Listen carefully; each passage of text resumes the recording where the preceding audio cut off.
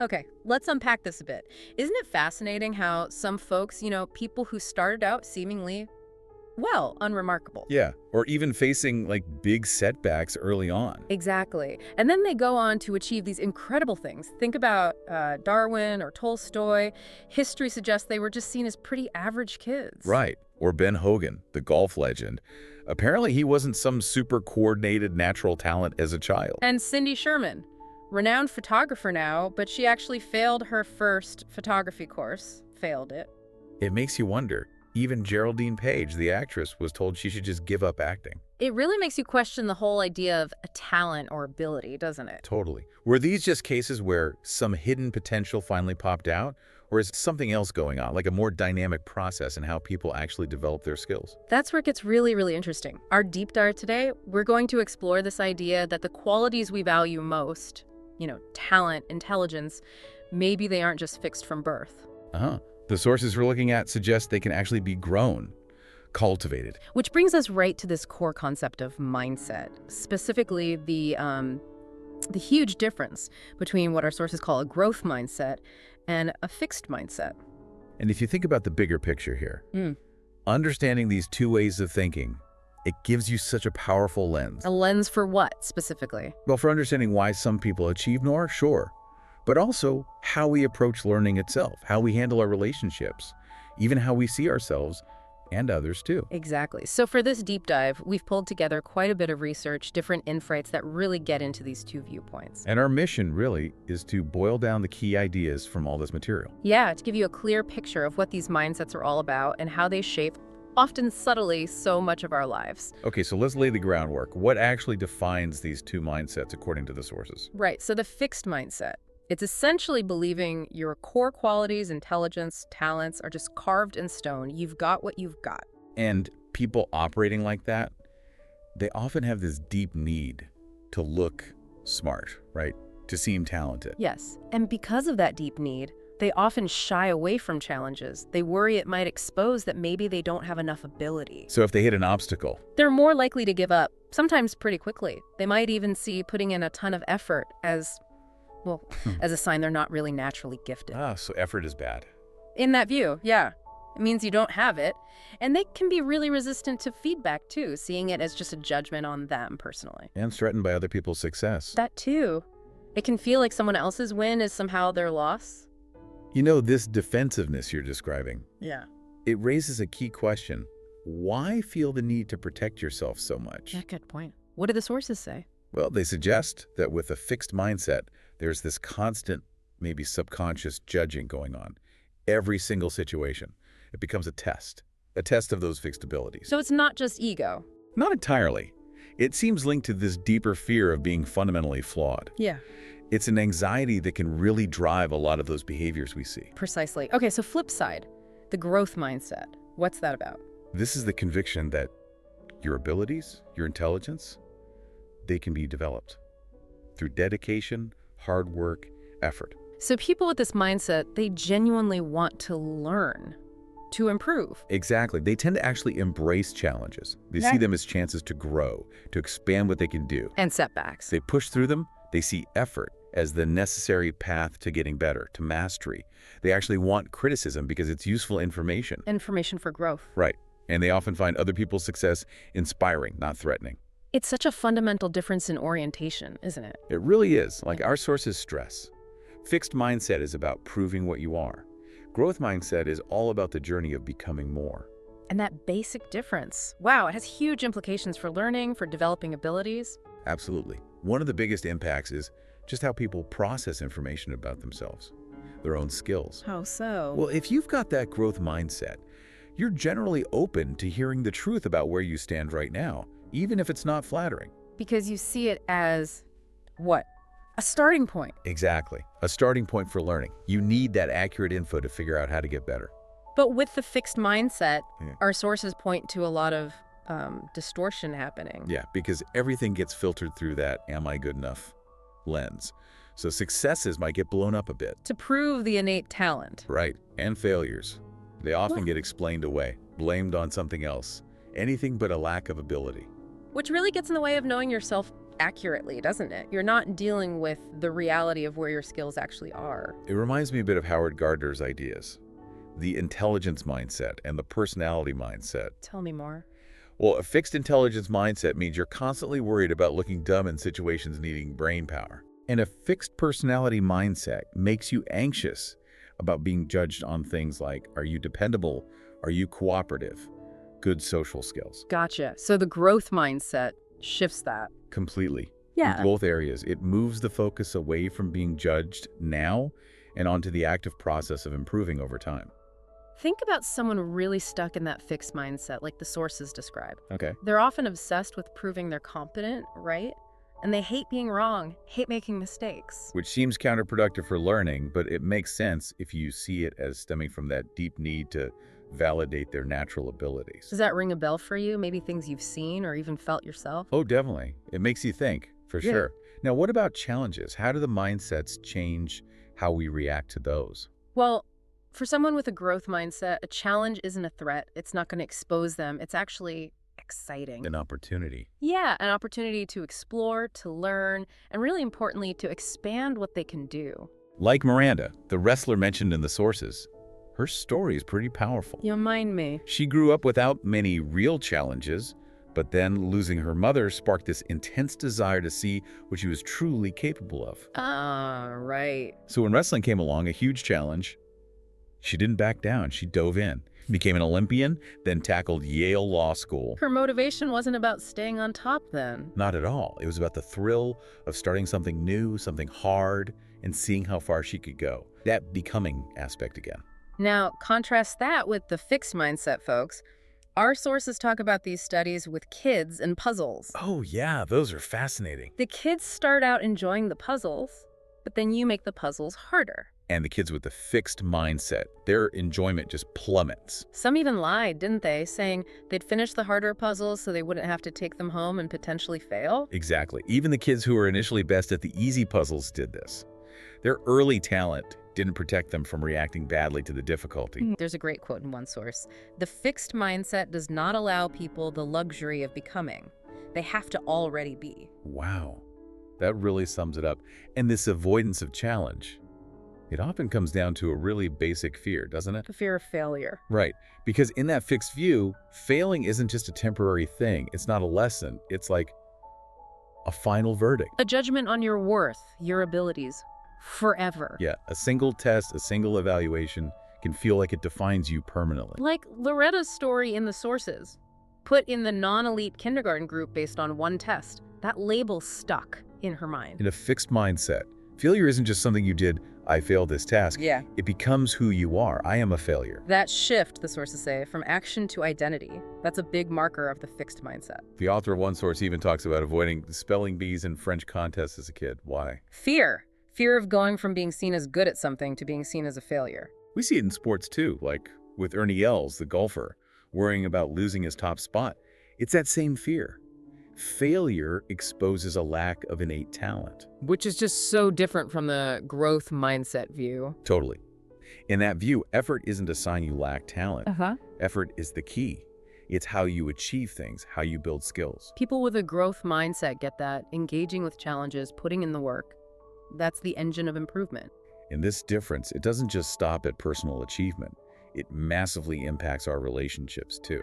How so? In relationships? Well, someone with a fixed mindset might go into a relationship expecting, like, perfect, unquestioning acceptance. Instead of being willing to actually confront problems, to work through stuff together. Exactly. That messy work can feel threatening. And the sources point out this can cause real problems. If one partner wants to grow, wants honest communication.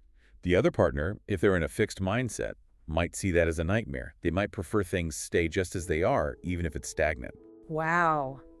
One person's growth was the other person's nightmare? That's a powerful line. We even see this fixed mindset thing in business. They call it CEO disease. CEO disease, what's that? It's when leaders prioritize looking flawless, getting quick wins, maybe pumping the stock price for a bit, rather than the hard, long-term work of building a truly healthy company. Protecting the image of brilliance over actual innovation. Kind of.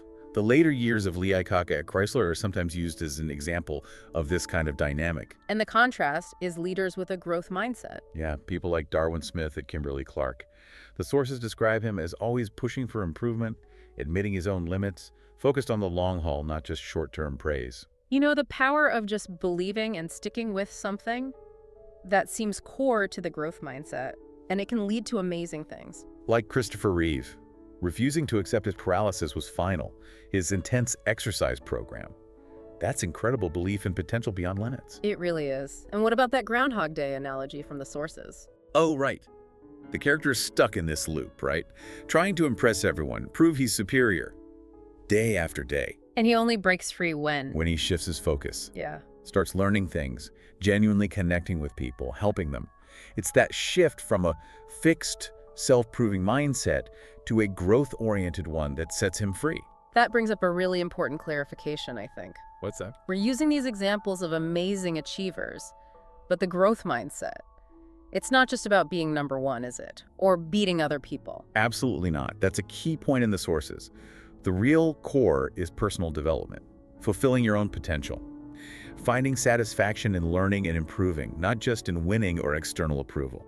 That's a crucial distinction, and you see the mindset difference play out clearly in school, too. Oh yeah. The research highlighted shows students with the growth mindset often see their grades go up, especially when things get tougher, like in junior high. Whereas the fixed mindset kids, they tend to blame poor grades on not being smart enough. Or maybe blame the teachers. Right. And their study habits are different too. Fixed mindset often means just rereading notes, basic memorization. Passive stuff. Yeah. And if they do badly on a test, that's proof they lack aptitude. But the growth mindset students, they actively try different ways to learn. They bounce back better from bad grades. They see mistakes as useful data, basically. Exactly. More engaged, more proactive about their own learning. Okay, but this brings up the unavoidable question. What about innate talent? Are some people just born better at certain things? The sources definitely acknowledge prodigies exist. Kids showing incredible abilities, really intense interests, super young. Ellen Winter's work describes them well. But even with prodigies? Even then, the sources stress it's not just the gift.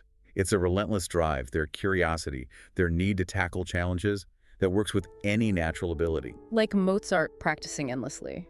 Or Darwin spending his whole life collecting and thinking. Precisely. It's the mindset fueling the development of the gift that's key. And for the rest of us, non-prodigies. It's pretty encouraging, actually. How so? Well, the idea that interests can genuinely grow into real abilities if you have the right mindset. The author's own story about drawing. Ah, right. She thought she just couldn't draw, period. Fixed inability. But then she took a course, consciously applied herself with a growth mindset, and made huge progress. It shows it's possible. And you know what else shapes mindset? The way we praise kids. It has a huge, sometimes counterintuitive effect. Counterintuitive how? Well, research shows praising kids for being smart, wow, you're so smart, can actually backfire. How? That seems like a good thing to say. Paradoxically, it could lead to fixed mindset behaviors. Kids become afraid to tackle hard things because they might not look smart anymore. They don't want to risk that label. Whoa. Okay, so what's better? Praising the effort, the process. You must have worked really hard on that. That fosters a growth mindset. Because it focuses on what they can control. Exactly. Their effort, their strategies, it leads to more willingness to take on challenges, keep trying, and they actually perform better over time. That musician example, Gettle, he felt burdened by his gift, didn't he? Yeah, the pressure of innate talent praised constantly can be really heavy. Mindset also seems to matter a lot when dealing with stereotypes. Absolutely. A fixed mindset can make you more vulnerable.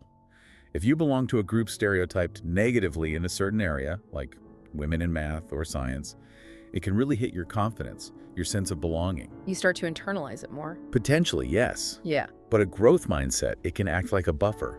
Oh. It helps you see prejudice or stereotypes as, the other person's limited view, not a reflection of your actual potential. You can confront it with your abilities and confidence more intact. Let's talk sports. There's this huge myth of this natural athlete. Oh yeah, it's everywhere. Yeah. But the sources really push back on that. Think of Billy Beane, hailed as the next big thing in baseball. But he struggled. Big time. Partly because, the sources suggest, he had a fixed mindset. Couldn't cope well with failure when it inevitably came. Okay, so who's the contrast? Someone like Lenny Dykstra. Maybe he didn't have Bean's raw natural gifts, but he cultivated this intense growth mindset. Hard work, preparation, seeing setbacks as lessons. Even legends like Babe Ruth, Yeah. not just born a home run king. Nope. Huge dedication, constant practice, tough off-season work. Michael Jordan, too amazing talent, yes, but he always hammered home the importance of practice, practice, practice. And you can sometimes tell by the language they use. Often, yeah. Growth mindset champs tend to use we, talk about the team. Fixed mindset athletes might lean more towards I, my performance. And overcoming big obstacles, like Kareem Abdul-Jabbar having to change his whole game when they banned the dunk in college. Classic growth mindset response. Adapt, learn, find new ways to excel. That resilience is key. Okay, let's shift to business and leadership again. We touched on the CEO disease. Right, the fixed mindset leader focused on image and short-term wins. The growth mindset leader then looks different. Very different, usually.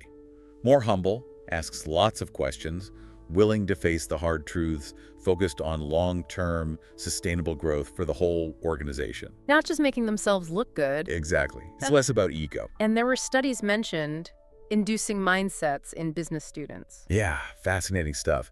They found they could create managers who acted more like the Enron-type fixed mindset, win at all costs, Versus versus the Wurzel-type growth mindset focused on learning, ethics, long-term value. Yeah.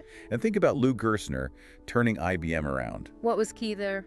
A big part was deliberately rooting out the fixed mindset culture that had taken hold, getting people to believe in growth and change again. Then the training won't really change their core belief or behavior. They don't see it as a skill they can actually develop. Exactly. It's a fascinating block. Let's circle back to relationships. You said a growth mindset fosters understanding. Yeah, and forgiveness and seeing challenges as things you can learn from together. Instead of blaming problems on your partner's fixed personality flaws. Right. It's about communication, seeing imperfections, but not writing off the whole relationship, believing you can both work on things and grow. And competition in relationships, how does mindset affect that? Fixed mindset can fuel insecurity that need to always be one up on your partner.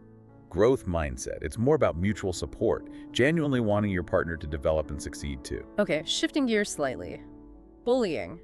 How does mindset play a role there? It impacts how the victim processes it.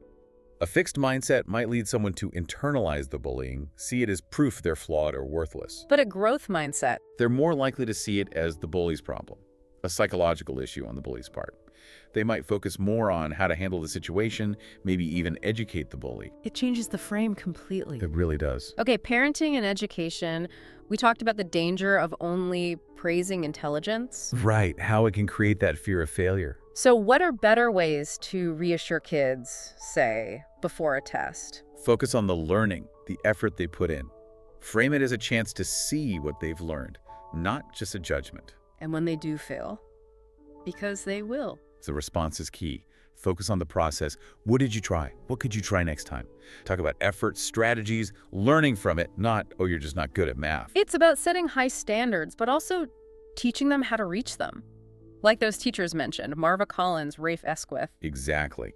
They believed the kids could reach high standards, and crucially, they showed them the path, the strategies, the effort required. It reminds me of the contrast between Coach Knight, who seemed more fixed about his own coaching, Versus Coach Wooden, who was constantly learning, adapting, developing himself as a coach throughout his career. A total growth mindset approach. Now, we should probably address this idea of a false growth mindset. Yes. Important point. It's not enough just to say you have a growth mindset, right? Not at all. The sources are clear. Yeah. It has to be a genuine belief that translates into action. You can't just pay lip service to it. It requires real commitment to the process of learning and development. So how do you actually cultivate a real growth mindset? What's involved? Fundamentally, it's about changing that inner voice. Shifting the internal monologue from one that's always judging, am I smart enough, did I fail, to one focused on growth, what can I learn, how can I improve? And knowing about the brain helps. Neuroplasticity. Definitely.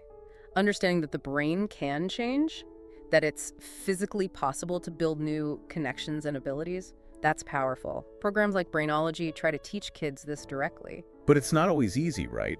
Making the shift might feel simple at first, but sustaining it takes work. It needs ongoing awareness, concrete plans for how you're going to learn, and really importantly, Strategies for dealing with setbacks when they happen. Because they will. Like developing mindset watchdogs. What does that mean? Being aware of your own triggers for falling back into fixed thinking. Maybe having people around you who can gently point it out too.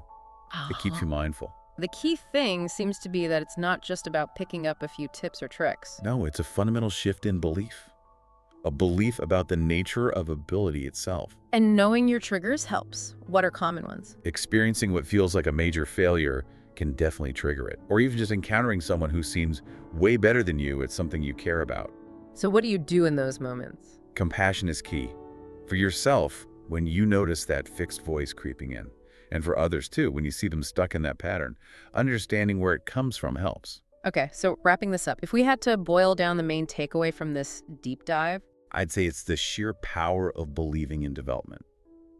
The belief that you can grow. and that belief leads you to embrace challenges, value effort, learn from setbacks. And foster growth in yourself and others. Yeah. It's about seeing life through that lens of potential and learning.